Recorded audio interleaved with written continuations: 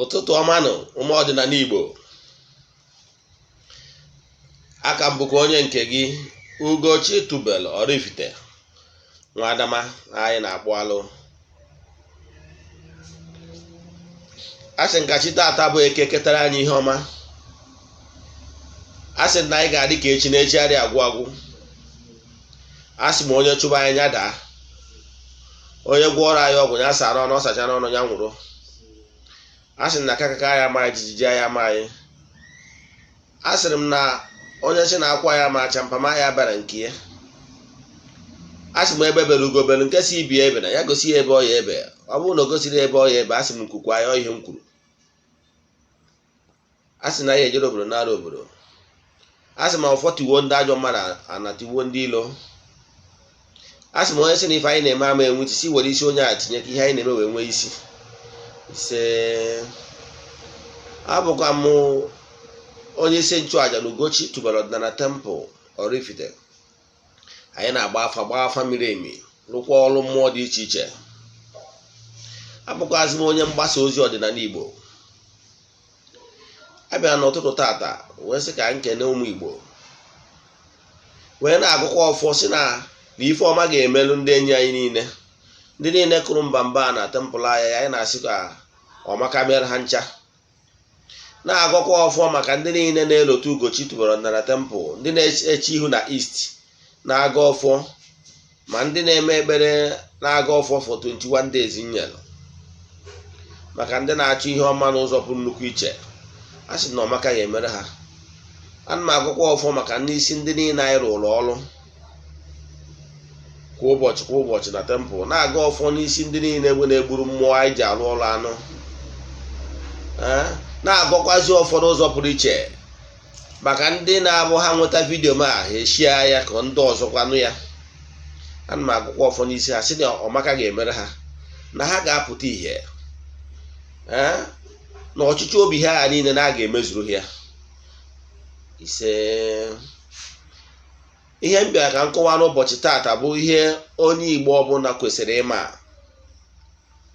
na-akpọkwazị ụmụ Igbo ka anyị chighata n'ọdịnala Igbo. Ọ bụ ihe jọgburu onwe ya na ụfọdụ ndị mmadụ si na ha chọrọ ịnata n'ọdịnala, mana ihe bụkwanụ nsogbu ha bụ na ọ na-adị ha ka ụka na-ewizi, na ha na-anachighata n'ọdịnala. Ọ dị ha ka sị na ha na-echighakwazi azụ na 21st century na ụka na-ewi. Maka ihe ha wee sị na ihe ụfọdụ sịkwa na ihe ha ji wee nọ n'ụka ọbịa bụ n'ebe faya enweta friends and well wishers. Ọ bụrụ onye na-eti yopi nwekwa ndị yopi ibie na-ejewe nchighatara ọdịnala, ọ dịzie ka ya sị na ya bụrụ minority, so ndị afọ na ya chọrọ iso the multitude. So you want to follow the multitude to do evil. Let me give you an instance. E nwere ọtụtụ obodo na mba ụwa, mma akpọ ụfọdụ afa, ndị bụ ndị na-esobu ndị ụka ọbịa, mana taa ha hapụgo ndị ụka ọbịa maka na ha fụtere na ntụ na aghụghọ karịrị. Ka mmarụ ofu atụ, o nwere obodo a na-akpọ Algeria. Algeria bụ obodo onye ndị ụka kpọrọ St. Augustine. Onye obodo ahụ ka o si from North Africa, that is ndị Afrịka na-achawa ọcha. North Africa, ịma North Africa gụnyere Egypt, Morocco, Tunisia and rest of them. Ha nwere light skin, a na-akpọ ha North Africa. So called St. Augustine, is from Algeria. But today, Algeria is a Muslim country, ndị na-eti isi n'ala. Ịghọtara ya? O nwere obodo a na-akpọ Turkey. Ana m achọ ịkọwara ụmụ obodo ndị na-esobu ndị ụka ọbịa, ha mechazie wee chọpụtazie na aghụghọ na ndị ụka ọbịa bụ scam, ka ha bụ nọ ndị eriri eri. Amagoro m atụ ụbọchị nkụzi kọwalụ gị etu ndị ụka ọbịa si wuru scam. Obodo a na-akpọ Turkey na uwe Muslim country, ndị na-eti isi n'ala. Ịghọtara ya? Mana ọgwọ nso obodo ma Antioch ma obodo ya bụ ịgụbagoro akwụkwọ n'akụkọ dị na Baịbụl ịgụta gbasalụ ya bụ obodo enwekwara obodo ndị ọzọ wụcha obodo emenshọnụrụ na Baịbụl, Corinthians and rest of them, mana taa ha soro ndị ụka ọbịa. So ihe na-achọ ịkọwa bụ na o nwere ọtụtụ obodo ihe ji wee mention just few, enwere many of them emenshọnụrụ afa ha n'ebe ozi ọma lụrụ mgbe onye nzọpụta ha bịara, mana today ha esozi ndị ụka ọbịa maka na aghụghọ ka nkụ onye a na-aghọrọ amara, ịghọtago. So ka ana m achọ ịgwa gị na oge na-abịa, oge obodo ahụ Afrịka, Nigeria ga-turn back to our originality. So ihe nyewa marụ ga-atụ ndị a ka ịfụ na onwego countries ndị omelụ ndị wụbụ ndị ụka ọbịa mana kịta ha abụrụzi ndị ụka ọbịa. So ka ị ghara ide eche na Nigeria na ọ dị impossible, is a gradual process. Ka ngwa wọntịrị mmadụ some of our forefathers ndị melu mistake a ndị ụka ọbịa wee rie ha erie, most of them are reincarnating back. Ha na-reincarnate back ịbịa lụgharịa ọrụ wee gbasa ọdịnala Igbo. Ụfọdụ ndị mee mistake wee nye ndị ụka ọbịa hand ha ji na-ewe rigoro taa. Emechara m ụbọchị a wee kọrọ ha akụkọ etu ndị ụka ọbịa ha ji wee rie anyị na mgbe mbụ ha bịara si na ha bịara ịgbasa ozi ọma onye nwa, ndị be anyị anabatara ha, ha wee nachigha azụ back to drawing board, wee werezie strategy na ha na-ebute education, na ha na-eweta ahụike wee bata. Onye batara na ụka ndị ụka ọbịa ndị Rome na ndị England, iwe ọchịa ụlọ akwụkwọ enwere mgbe gboo, ifuru ụlọ akwụkwọ ha lụgasịrị ya na ụlọ ọgwụ dịgasị iche iche ha lụgasịrị, ime ihe ha mere ha chighaziri azụ.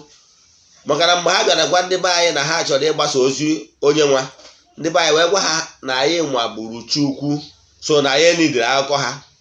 That missionary journey ndị Portugal, ndị Portuguese ọha bụ ndị zibia na ana Igbo wee felụọ, ha wee chighazie azụ wee buruzie education wee bịazie. Ha bịazie n'ime ogbe ha na-agwa ndị nna nna anyị ha zipụta nwa gị ka nwa gị bịa mmadụ ka esi ede ka esi agụ. Mgbe ahụ ha nwere ndị Caritas ndị na-awụ ha wetacha ụmụakwa eyiri eyi ma nni a na-eke ndị be anyị. Ihe niile ahụ ihe ji wee dọta mkpụrụ obi ndị be anyị, ghọtara ya. Idutezie nwa gị ka nwa gị bịa mmadụ ka esi ede ka esi agụ, ha ewerezie maka na ewerego Christian religion knowledge wee mee insight ya n'ime education. So ị na-abịazi akwụkwọ maka ịmụta maka etu esi ede ka esi agụ, ekuzizie ego nkuzi ndị ụka ọbịa, ịghọtara ya. And ọ bụrụ na ekuziere ndị nkuzi ndị ụka ọbịa, ọ bụrụ na ị dị abịa ya bụ ụbọchị Mọnde abịa akwụkwọ ajụọ ka ndị bịara nkuzi onye nkuzi kụziri kere ihe ha kụziri, ndị abịara ya na-enye ha obere punishment. Therefore next Sunday ị ga-ala ka ị bịa ka a ghara inye punishment na Mọnde. Ebe a ka a na wee kụziere ụmụazị ka esi enupụrụ nna ha isi. Ana m achọ ịgwa gị ebe a na wee bido ribe ndị be anyị. Aka abịaziri na-agwa gị na nna gị na-ekpere arụsị, nna gị gbuo anụ ga-eri na bido kụziere ụmụazị ka esi edisi obey their parents. Ha bidoro ya. So mgbe ndị nna nna anyị ha chọzi ka ha hand over to our forefathers, our fathers, grandfathers, enweghị disconnection. Some of them are no longer coming close ka ha wee nwee ike mata ụdị aja na ọgbụgba ndụ ndị nna nna ha nwere na ngwuru. Example, o nwere ihe a na-akpọ ọdụ ọmụmụ ma ọ akwari ọmụmụ. Ọdụ ọmụmụ na akwari ọmụmụ wụ o si n'etu ndị si asụ. Anyị saịdị anyị na-akpọ ya ọdụ ọmụmụ, mana ụfọdụ ndị Igbo na-akpọ ya akwari ọmụmụ, mana ofe ihe ka o miniri. Ihe a bụ mmụọ na-enye nwa. That is dịka nsi wee kwu ụbọchị nkọwasara gbasara the divinity of Almighty Father. Na Almighty Father nọ n'elu na-anara ekele. Ọrụ ya bụrụ day to day activities of man. Okego ọrụ ekeke ndị angel ndị ọ bụ ọrụ ha igboro mmadụ mkpa ha, one problem or the other. So ndị angel nke Chukwu anwa ndị ọ bụ ọrụ ha bụ ịfụ na mmadụ na-enwe ọmụmụ. Ọ ya ka ndị Igbo gbọturu na ngwuru dị iche iche kpọọ ha akwari ọmụmụ ma ọ bụ ọdụ ọmụmụ. Etu ndị Igbo si eme ihe bụ nwa gị ị na-achọ nwa iwere ọjị jekwa ọdụ ọmụmụ wee sị ya doo ya biko ya yọtara gị nwa ịnidiri nwa ịmụọ nwa nwoke iwere ọkụkọ oke ọba wejerie, ịmụọ nwa nwaanyị were nnekwu wejerie, ịghọtara ya. Mana ụfọdụ families n'ụtọrọ ụmụazị ndị grandfather anyị bịa disconnect ya from forefathers, enweghị ọdị proper handover. Ụfọdụ ama ọkụzi ebe ọdụ ọmụmụ family ha dị, ụfọdụ emebisia o wee na-enye nsogbu na ngwuru dị iche iche taa. Mana ihe m chọrọ iwetadebe ebe a bụ na nsogbu ọ na-enye na-enwere proper handover, so o wee disconnect ya ndị be anyị. Ndị nna anyị ha jewezi ụka, ha ekụziri ọzọ ụmụ ha etu esi mmụọ dị iche iche na ngwuru, etu esi echukwa ha, o wee na-enye nsogbu na ngwuru taa. Ihe ọzọ m chọrọ ịkọwara gị bụ ihe ị kwesịrị ịma bụ na maka n'ihi na emere ihe ndị a ọtụtụ ngwuru na-ata afụ. Mana ọ bụrụ onye ka m bịara ịkọwa taa, ihe m bịara ịkọwa taa bụ ka ị ghara ịda asị na ndị ụka ọbịa na okpukpere ha ka okpukpere anyị ma ọ bụrụ eziokwu ka mmadụ ga-atụ. O nwere oge ndị a na-akpọ Roman Empire na-achị ụwa niile, ọha ma world power. Mgbe anwa ọnọdụ ka ha colonize the world, ha wee mee introduce ọnụọgụgụ ha a na-akpọ Roman calendar. Ịbịa na nke ndị Rome kalenda fa a na-eyuzu now n'ụwa niile, a na-eyuzu 7 days dịka ofu izu. That is 7 days bụ ofu izu, ọ nke gụnyere Sunday, Monday, Wednesday, Thursday, Friday, Saturday. Onye nwa wee ofu izu na-etu ndị Rome si agụ. Mana n'ọdịnala Igbo ihe wee ofu izu bụ mkpụrụ ụbọchị anọ, 4 days, nke gụnyere Eke, Orie, Afọ, Nkwọ. Ịghọtara ya? These 4 market days. Eke bụ nwoke, Orie bụ nwanyị, Afọ bụ nwoke, Nkwọ bụ nwanyị. Ịghọtara ya? Mana ị chọrọ ịkọwazi kịta abụọ, these 4 market days bụ ihe bụ izu. These 4 market days bụ mgbe ndị Igbo ji efe the elemental beings, the gods. Enwere mmụọ the elemental beings and the gods na-arụ ọrụ n'ụbọchị ndị a. Example, Eke represented the sun or fire. Ịghọtara ya? Then etu aka nke ndị Igbo si wee dị, enwere the sun, then nwee the air, nwee the land and the water. These 4 elements, cardinal elements, represent the 4 market days na Igbo. Ọ bụrụ nke Igbo ka m chọrọ ịkọwa taa, mana achọrọ m ka m kọwaa ebe ọ na wee jikọ ka e wee fụ na enwere similarity.